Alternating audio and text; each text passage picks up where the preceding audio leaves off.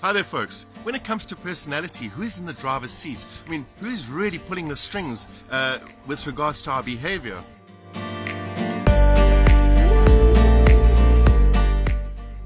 Well, I'm talking about core beliefs. These are rules and agreements that we have developed over our life experiences, and I'll give you some practical examples. Well, firstly, they affect three main relationships: our relationship with ourselves, relationship with other people, and indeed our relationship to the bigger picture, the world itself. So let me give you some practical examples. An example in terms of a core belief about myself is I'm too fat, or I'm not good enough. I fail whenever I try something new. You know, they can be negative. They can be positive core beliefs, but we're going to just talk about the negative ones. And what these do is these core beliefs kind of regulate how I feel about myself, and indeed they affect my emotions quite deeply.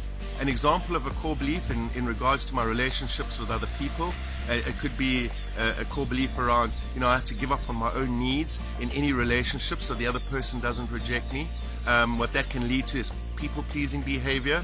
And another one is, when I love somebody, I will get hurt.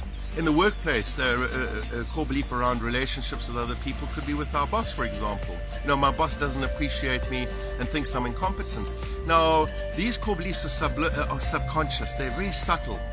And what happens is they will affect my relationship with my boss, for example. So when he comes to me and talks to me, I may not really be open enough, or I might be shying away, and that will really impact how he sees me.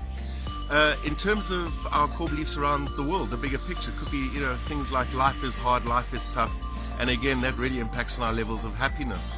So those are just some examples. There are many core beliefs out there. There are as many as I can count for myself, and that is why working with personality types really helps, because it helps you identify these core beliefs and it helps you notice them.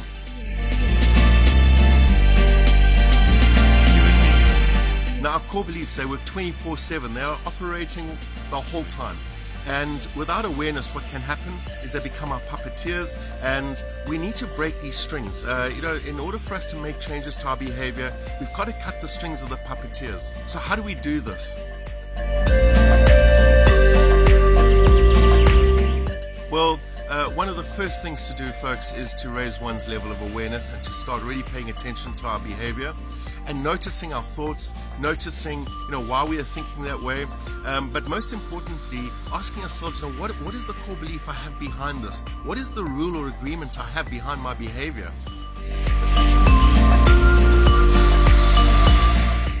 The first one is to ask, is what I'm thinking, or is this core belief true?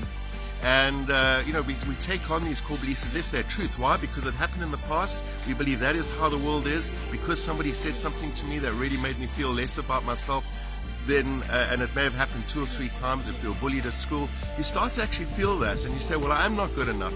But the question, we never question it. We never say, is this true? Is this really true? You may say, well, yes, it is, because it's always happened in the past. So then you go to the second question: is it absolutely 100% true? In fact, has it always happened? And this is an important question to ask, because our core beliefs, these puppeteers, will create a filter between us and our experiences. In other words, they want to stay alive. They don't like being threatened. So what they do is they filter out all the stuff that goes against them, and they will make sure that you only see the stuff that keeps them alive. In other words, the experiences that feed them, that you go, yes, you see, that is, I am not good enough. So by asking, is it absolutely true, we ask ourselves, has it always happened? Now, when we say always, it implies there's never been something different. And even if it's one thing that happened against it, you can never say always. But be that as it may, if you still think it's absolutely 100% true, then you ask yourself the third question. What happens when that core belief takes over? What happens when I notice my behavior and how it's manipulating me? And when we start seeing the outcomes, we may even notice that it's creating the same outcome again and again. And that is why we say to ourselves, why does this keep happening to me? It's because that core belief, that puppeteer, is recreating the same scenario so that it can stay alive. And finally, the fourth very powerful question is, who or what would I be without that core belief? Who or what would I be without that thought? Now imagine, who or what would I be if I felt I was good enough? Who or what would I be if I felt I was really good at what I did in my workplace? Who or what would I be if I felt my boss really appreciated who I am, and really, even though he or she didn't say anything to me, really saw me as someone very valuable in the workplace. Now we might have very different behaviors, so we have to question, we have to be curious, and then in our own way let go. But I'll talk about that in a totally different vlog. So yes, those are just some thoughts, folks, and until we chat again, take care and stay aware.